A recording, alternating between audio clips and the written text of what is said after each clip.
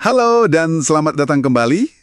Kali ini kita mau bahas lebih dalam nih soal buku Transformed dari Marty Cagan dan timnya. Kita udah siapin beberapa catatan penting di sini. Iya, buku yang cukup fenomenal ya di dunia produk. Betul.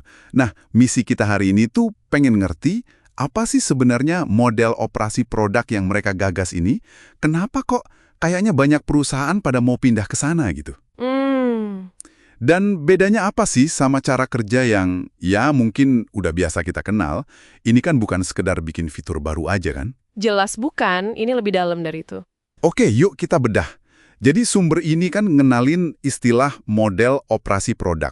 Kalau dari pemahaman saya nih, ini bukan tim yang cuma nunggu perintah gitu ya. Bukan.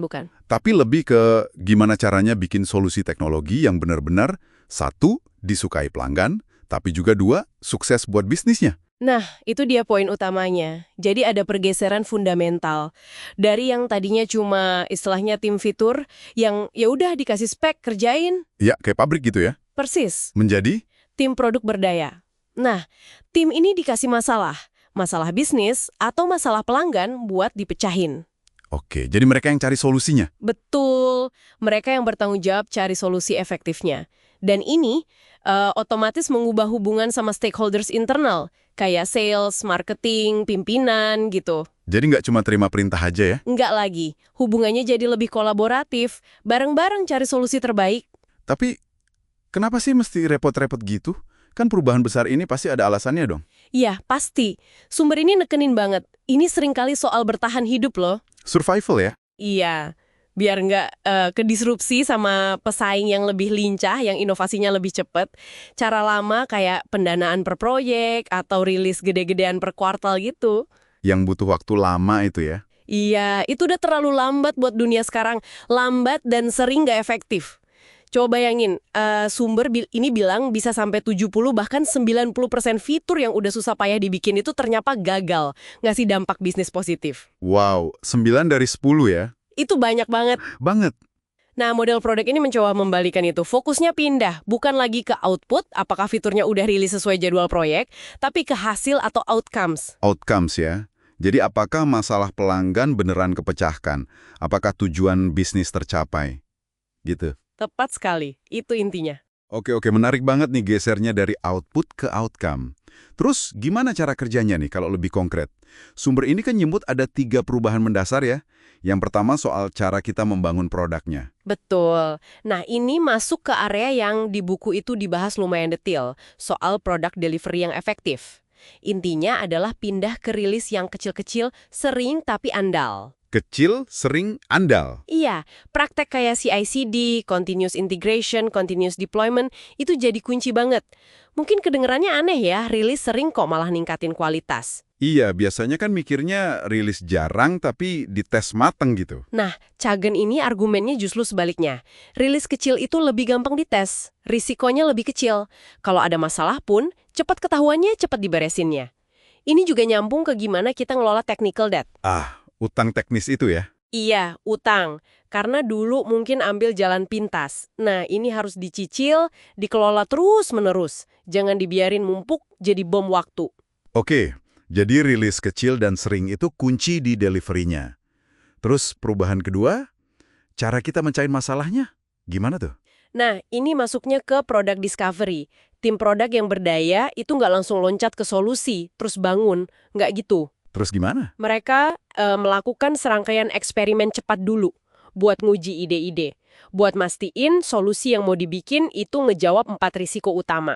4 risiko ya? Apa aja tuh? 1. Value. Pelanggan beneran mau nggak sama solusi ini? 2. Usability. Gampang nggak makainya? 3. Visibility. Tim teknis kita bisa nggak bikinnya dengan teknologi dan waktu yang ada?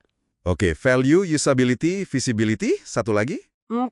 Business viability. Solusi ini nguntungin nggak buat bisnis? Atau sejalan nggak sama strategi bisnis kita secara keseluruhan? Jadi dites dulu ya semua aspek itu sebelum dibangun gede-gedean? Betul, biar nggak buang-buang waktu dan sumber daya buat sesuatu yang ternyata nggak dibutuhin atau nggak jalan. Masuk akal banget.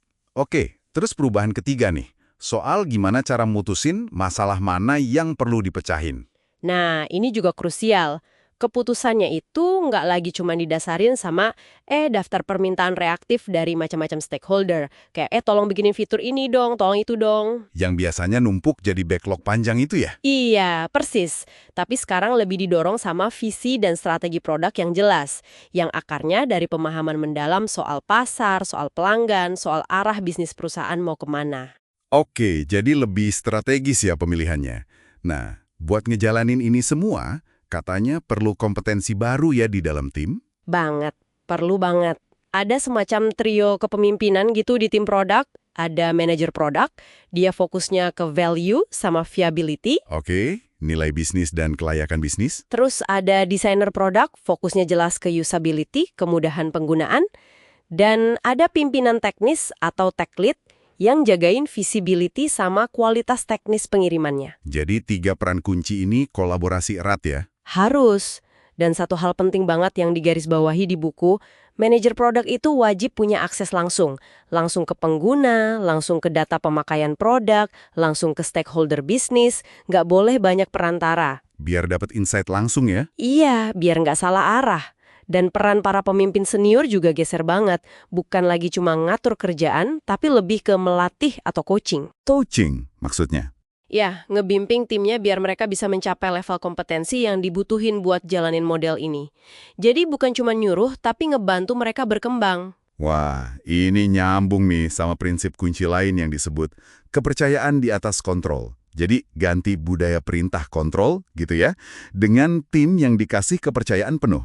Betul, timnya diberdayakan, dipercaya buat nemuin solusi terbaik. Ini lompatan budaya yang nggak main-main loh. Besar banget.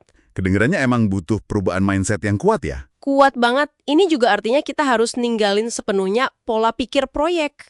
Pola pikir proyek, maksudnya gimana tuh? Proyek itu kan ada awal, ada akhir yang jelas. Timnya seringkali sementara, dibentuk buat proyek itu, selesai ya bubar. Oh iya ya. Nah, kalau tim produk di model ini, mereka punya kepemilikan jangka panjang, terus-menerus atas area produk mereka. Jadi mereka terus belajar, terus iterasi, dan tanggung jawabnya buat hasil bisnis jangka panjang, bukan cuma nyelesain proyek. Oke, jadi kepemilikannya berkelanjutan ya.